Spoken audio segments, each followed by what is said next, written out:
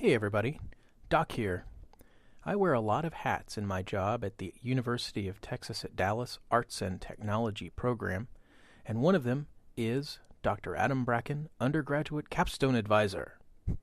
To this end, one of my graduating students, Brian McKittrick, as a part of his capstone project, is creating a podcast series on game developers and players. I'd like to introduce his series as a part of Lab Ventures, and hope you find his ideas interesting. Take it away, Brian. Thank you, Dr. Bracken. This episode will be discussing the first basic principles of what I'm going to be talking about in these series and how developers and players communicate. When looking at the video game industry, in order to better understand how the industry works, it is useful to examine the relationship between game developers and players. We can understand them by looking at the ways in which they communicate with each other. However, in terms of academic scholarship, like professional papers and such, or even more accessible materials, there has not been a whole lot of study into the ways in which developers and players communicate, much less what impact this communication has on the public perception of the two. Therefore, it is my intention to help explain this dialogue and how important it can be in understanding the ways in which the two parties can influence each other. The best way to accomplish this task would be to analyze several developers on a case-by-case basis, using them as examples of the ways in which developers and players communicate. However, before getting into our first example, it is necessary and very helpful to define how exactly we should examine them. First of all, we consider the ways in which developers communicate with their players. At a basic level, developers communicate directly to their players by creating games for them to enjoy. This sounds simple, yes, but it does not hurt to include the simplest forms of dialogue. Usually, when a developer creates a game, they design it while keeping their intended audience in mind. I say usually here, with big quotes, as there could be some developers who design games for nobody but themselves. If the developer wants to profit from their game, or just want people to enjoy their work for free, they need to know who they're making a game for. Are they designing a game for people who like a certain genre? Do they want to tap into the mobile market? Will an adaptation of a film or novel attract fans of the original? Most of these questions get answered by market research, but answering them is vital in order to know who the game is aimed at. Focus testing is one form of market research that allows a developer to get input from the players before the game is even finished. These methods are the most direct forms of communication from the developer to their players. But what are the ways in which players communicate back? Focus testing and beta testing are some examples in which players can give feedback to the developer, but apart from these, there are many other methods of direct player-to-developer communication. The ways in which we will consider player-initiated communication are somewhat more diverse. Certainly, reviews are one way in which a player, i.e. the critic, can tell the developer what they thought of their game. But reviews are limited by the fact that most of them have to be written for a published website, and therefore not every player would be able to, or even want to, write a review about a game they played. There are systems, like reviews on Steam, provided by everyday players, which allow for more people to give their thoughts on a game. However, not everyone who plays a game will want to write a review anyway, so you'll always have less reviewers than players. In what ways, then, can a player make their thoughts on a game more available to the public? Well, if they have a YouTube account, a headset with a mic, and enough free time, they can easily make their own video reviews. Or better yet, they can do a Let's Play, in which they play through the game while commentating on it. By doing this, the player can connect with others in the same community, as well as potentially allow the developer to see what they thought about the game. This idea, however, hinges on the fact that the Let's Play will focus on the game's flaws and merits, instead of the person making the video. We learn very little about a game if the LPer is focused on swearing and screaming as an attempt to gain more subscribers and sweet YouTube ad money. While Let's Plays are not just limited to YouTube, and you can in fact find similar forms of communication in live streaming websites and online discussion boards, we use YouTube as our example here simply because it is the most easily accessible and widespread form of streaming videos.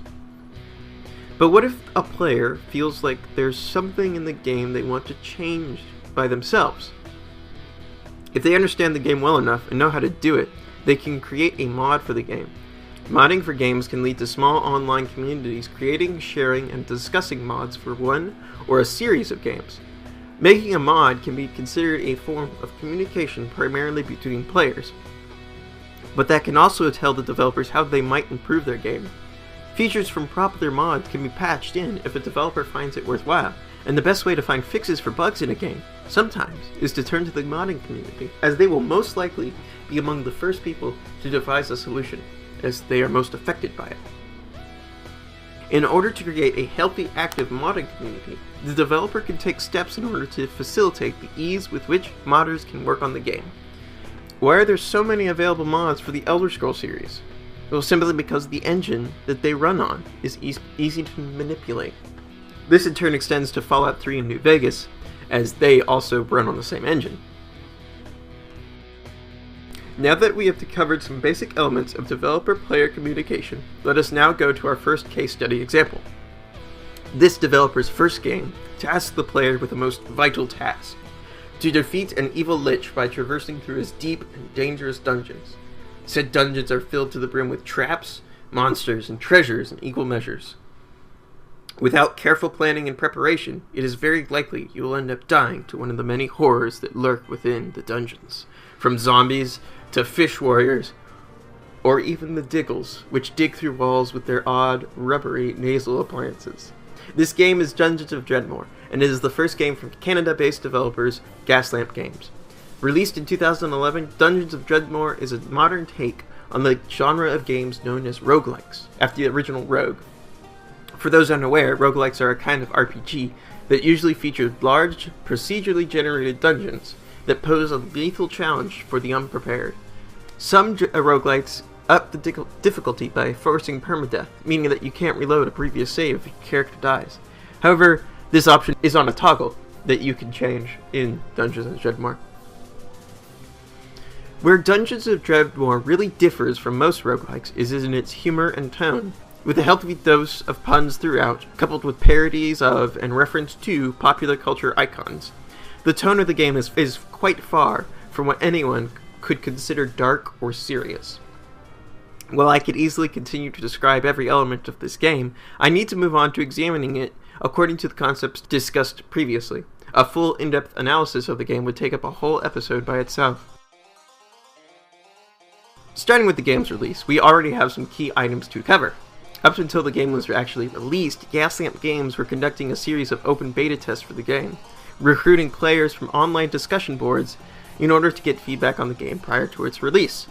I asked them about this and why they decided to go with open beta testing, and their response was, at the time, we had no budget and not enough diversity in play in the dev team to get proper testing done. We needed the help of as many people as would offer it, so it was the only choice we had.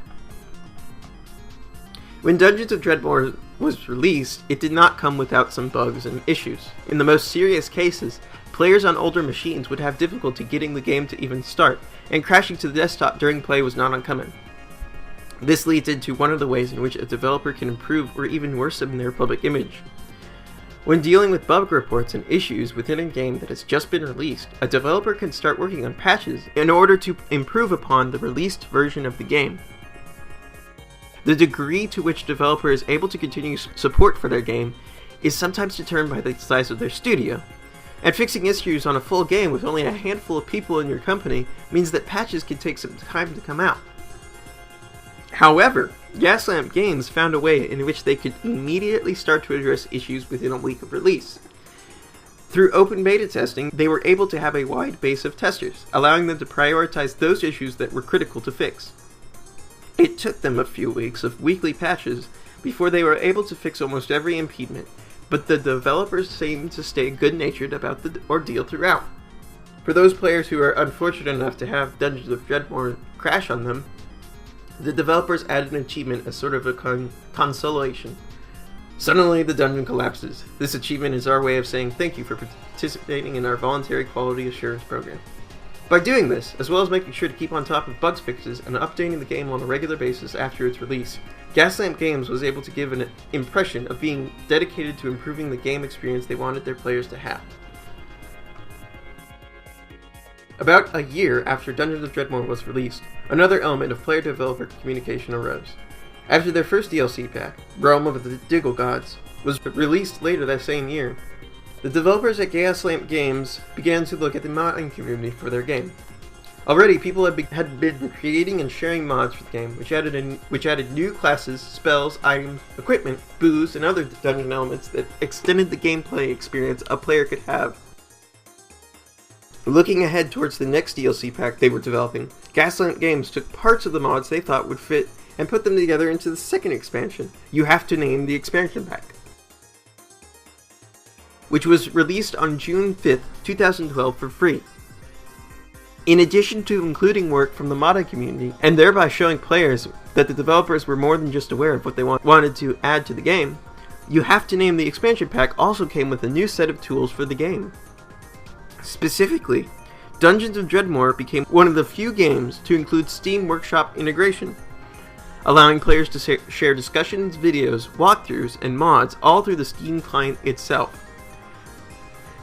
The development and release of Dungeons of Dredmor shows us many of the ways in which Gaslamp Games interacts with their player community in order to improve the games they make, and we can find further evidence of this by looking at their upcoming game, Clockwork Empires. This game is stated to be a city builder / colony simulator / eldritch horror summoning / steampunk empire management game, where the player is given the task of establishing, expanding, protecting, and exploiting a Victorian-styled colony in the name of the Queen, science, and the Empire. Standing in the way of that are challenges both mundane and supernatural, from the threat of starvation to the possible uprising of fishmen after your colony forms a cult around the strange artifact found washed up on the beach. From the weekly blog posts from the developers on the progress of the game, Clockwork Empires appears to draw inspiration from games like Dwarf Fortress, SimCity, and other games where the player can only give orders and trust their citizens to be able to fulfill them. Of all the inspiration sources, Dwarf Fortress is definitely the most obvious, considering that it seems quite likely that the player could lose more than a few colonies when they first start playing. Based on the blog posts from the developers, they intend to make the gameplay interesting and unpredictable enough so that players will enjoy it even when their colony is being ravaged by the things man was not meant to know yet went and poked at anyway. Among the features for the game, a multiplayer component is of considerable interest to our discussion. While nothing is quite certain at this point in development, a potential gameplay mode is one similar to a round-robin game, where players take turns controlling the colony for a certain period of time, not unlike Bloodline or Succession games of Dwarf Fortress. In fact, one of my questions to the developer was about the Succession feature, and they responded that one of the main goals they have with Clockwork Empires is to allow the players to tell their own stories. That's where the biggest strength of this genre is. Anyone familiar with games such as Dwarf Fortress will know that half the fun is sharing or learning about crazy things happening in a colony. The intention of this mode is for players to craft a narrative collectively, each person adding to the colony's history by their actions, such as building more efficient methods of production, defeating an invading force of fish people, or building an expensive monument to their own glory. Gameplay mechanics which focus on players crafting narratives together support greater communication within the player community, so implementing a game mode which allows for this will increase the dialogue among players. This in turn can be examined by the developers in order to find out what kinds of stories the players want to tell, and then incorporate those ideas into further improvements on the game. Another feature of this game's development process is that of public testing. An open call for alpha testers was put out on the website for Clockwork Empires, similar to how testing was conducted for Dungeons of Dredmor. What is interesting, however, is a separate call was made out to only a very small handful of posters on the discussion thread for the Clockwork Empires on the Something Awful forums. The people selected for some secretive testing were all past participants in popular Dwarf Fortress Succession games on the Let's Play subforum, specifically those of Headshoots, Syrupleaf, and Gemclawed, which are the names of the fortresses. We can then infer that the reason these people were selected was because of their experiences in the community-based narratives in an empire management game, and the developers at Gaslamp Games wanted their input on Clockwork Empires because their intended audience seemed to be exactly that kind of player. While this method of getting feedback from testers is limited by the number of experienced players, their insight could have a profound and marked impact on the game's development. This also serves as another form of dialogue between the developers and the players. And it is worth noting that one of the lead developers served as overseer in the current Something Awful Dwarf Fortress Succession game, writing updates for an in-game year for the Fortress of Bronstadt. While only incidental to the development of Clockwork Empires, we can see how a developer can interact with their game's intended audience by participating in the player community for a similar game. As we can see, it is, in a sense, vital for small independent development studios to know who their intended audience is, as well as to garner a positive reputation with them. From the example of Gaslamp Games, the ways in which the developer can do this is by openly seeking communication with its players and giving them the tools and framework to form a strong player community. With these mechanisms in place, Gaslamp Games has already solidified a very positive reputation as a developer dedicated to creating games that they want their players to enjoy, as well as providing them with the tools of authorship within the games. Next time, we will discuss further ways in which a developer can communicate with their players, when we consider sources of funding, as well as take a look at exactly how one should conduct an empire on a galactic scale, and how one should handle intergalactic bugs. Clockwork Empires is stated to release in the spring of 2014, but you can learn more at clockworkempires.com from the cleverly written blog posts by the game's developers. Thank you for listening, and I'll see you next time.